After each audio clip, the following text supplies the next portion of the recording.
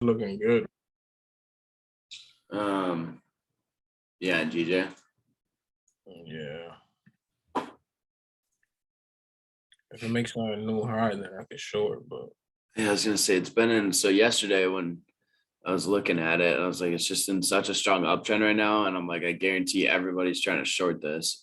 And so I was like, we gotta just. yeah, It still buys, and that's where we're at here. But yeah, I agree. I think it's finally starting to break structure, but um, we are kind of like around that midweek reversal area now. yeah. If we were gonna hit it.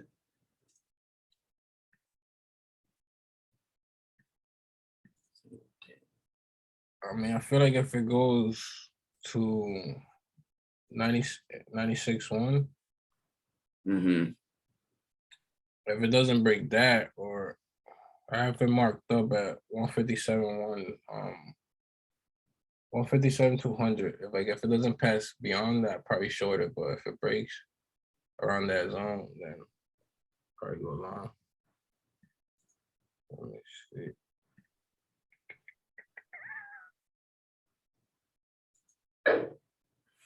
All right, cool. So for those of you that were watching right there, you guys can still see this screen, right? That's shared.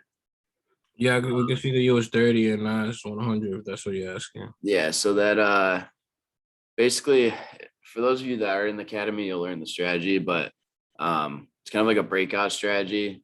Don't like share it with too many people yet, but I'm just kind of going over it live. But basically it's based off of certain levels on like where it reached during London session. And I just kind of do, it's like a 25 pip kind of thing up and down. So I usually go for 1-to-1 risk rewards. Right here on US 30, I believe I went a little bit lower. Let me pull up the terminal. Also, while I'm saying that, one thing that I like to do is I actually like trading without the terminal. So I recommend trading in front of your computer without a terminal so you can't see your floating P&L. It actually makes a big difference because, especially when you're trading prop firms, like I'm sitting here floating up and down like a couple grand, and it messes with your psychology, and you want to just let the trade run out. But so like right there, for those of you that are watching, we just made 1% on US 30 from that drop right there. So I risked about 25 pips, made 25 pips. One thing that I'm starting to try to like work out now is, I mean, look at how if I'm still holding, I'm probably up 2-to-1 risk to reward right now, unfortunately. So that's the part that I'm still learning. You can stretch these for bigger gains, especially with the way stocks have been moving right now. It's been pretty fucking crazy, to be honest. Like these things are just bouncing around hundreds of pips, which can be scary, but at the same time, can be very profitable.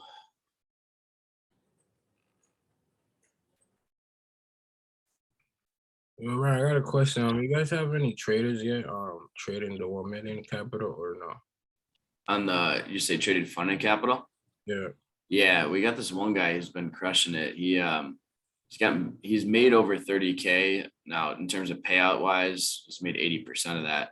But he's on the biweekly payouts. So he just keeps running it up, making like anywhere between 10 to 11 grand every 2 weeks. So he's doing pretty solid. Fuck me, man. Look at US 30. Yeah, I want to get to that point. That's one of the goals this year, to get to that. Yeah. I mean, yeah, when you get like the bi-weeklies going, it gets pretty nuts because I'm gonna go check his account right now. Let's see what he's doing. Yeah, he's up 10,977. His next bi-weekly payout is, I believe, the end of next week. So, but he's already made 31,799 on his account. Fire. Pretty decent, yeah. Because I got the 50-50 challenge. So Yeah. I feel like that in reality is way fucking better, bro. Like than the average challenge. Whoever came up with that solution, whoever had that idea, the company. The which one? the 50 profitable days. Oh, I know. Yes, you don't have to worry about the drawdown. Yeah, whoever came up with that, salute in the back. We wanted to try something different. Yeah. Yeah, not that reality works. I feel like if you guys were to have enough promotion out there, you guys would crush it. I know. We're actually, yeah, we're trying to just do some rebranding with it right now. So we'll be making some updates and stuff soon.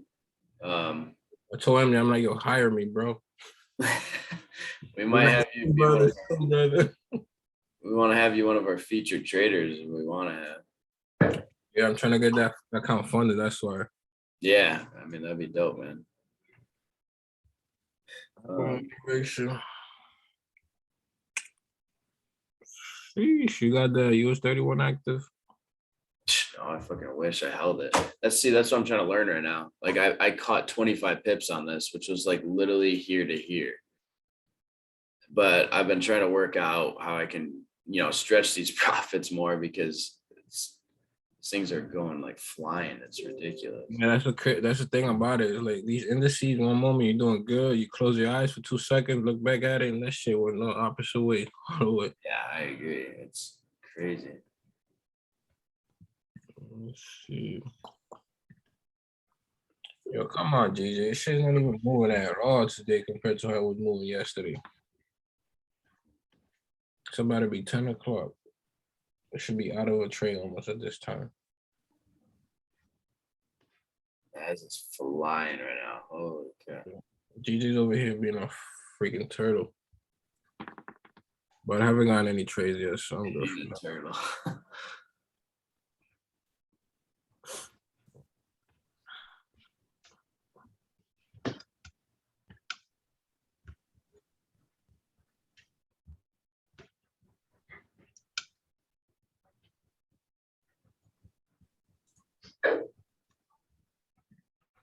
Oh, okay. I got 2 accounts I'm doing. I got one 200K and then I'm trying to trade a 400K right now too. I just held that one longer. Just made almost 2% on the NASDAQ with that one. But unfortunately with this one, I only made, what did we get here? Only made 2% or 1% again. I gotta start holding these a little bit longer. So that's one thing I'm struggling with. Are you in the first stage of that challenge or verification? This one is the first stage. I got another one that's tree copying too. The one that's on phase 2, I'm at 204 right now. 204. So I got this new one, which I started fresh. I was down a little bit on that verification. So this one's at 207, the other one's at 204. Should have held this thing a little bit longer though, and I'd be at probably 206 on that other one right now. Oh man, I'm trying to get this shit popping. Oh, there we go. GG's moving to the zone that I was expecting. Oh damn, yeah. Patience, baby, let's go. Are you in buys right now? No, I'm not in any position. I was waiting because that zone that I was telling you about, it was just bouncing. I was like, I'm not gonna get on it right now because it might be a bad area to place my stop loss, even if I go long or short. Jeez, look at NASDAQ go, man. I gotta learn how to sit on my hands. That's gonna be my next course in the I don't know how to sit on my hand academy. Place your trade and sit on your hand and don't fucking do anything else. Pretty much. Good, GP.com. Yeah, Scott. I just saw your chat. I do agree with that. I've been playing around with that as well. God, man. So I would say the past week and a half, the strategy has been like absolutely on fire, knock on wood. But like overall, when I've back tested during slower market conditions with this strategy, sometimes you want to go for just 25 pips and it'll literally reverse like on the dot from there. So the only thing that like is making me more hesitant is because of how long I've back tested and seen, over time, this is how it works. It's making me like a little bit more hesitant, but besides that, I do agree. If you close like half the position at 25 pips and then let this thing just run with stop loss at break even, you still have to have some kind of target though, because obviously with indices, it'll only go so far in one direction before it starts making a correction.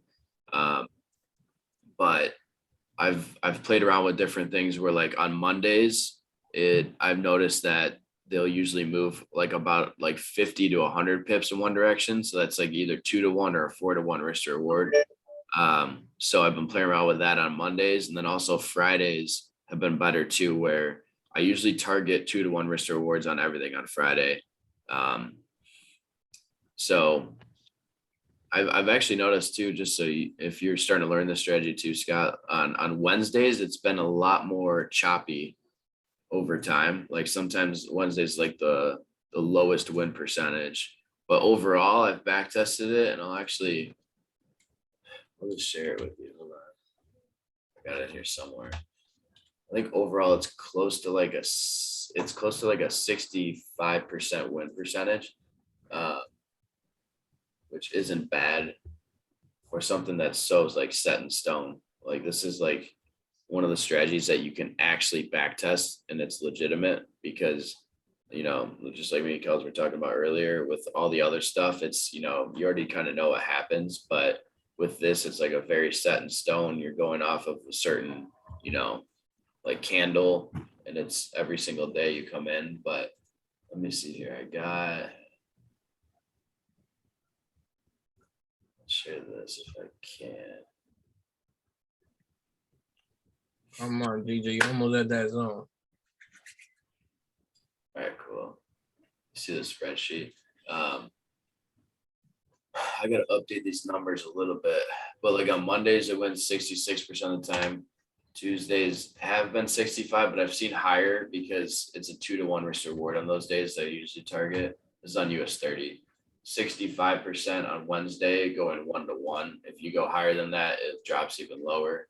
On Thursdays, if you go for 2 to 1 risk rewards, it's about a 66%. Friday 67. So Fridays have been the best. I need to update these numbers though. And NASDAQ is very similar. Some of the days are actually a little bit more profitable. Wednesdays have been the lowest.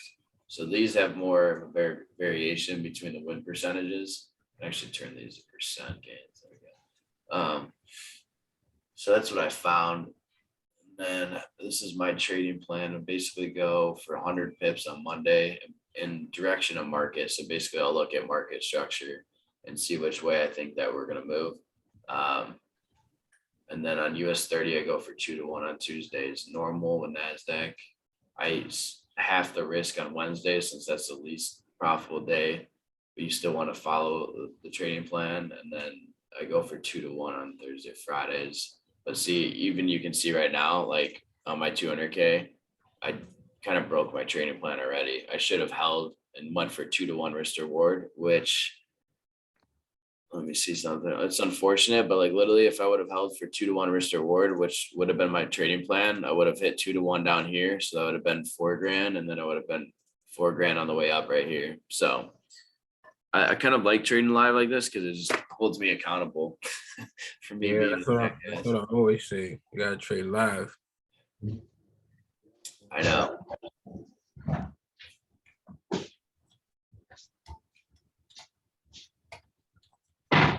Damn, I need to become the second funded BTTFX trader to hit $1 million account management. If I sacrifice 1 month for not doing withdrawal after I get funded, I could get it. Yeah.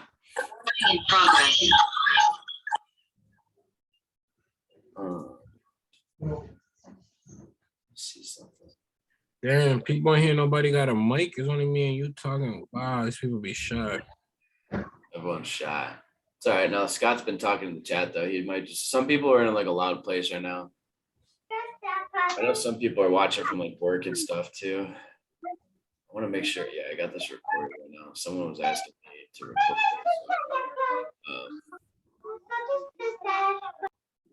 It's gonna record like snippets of it. Oh shit, MJ's in the chat. It's here.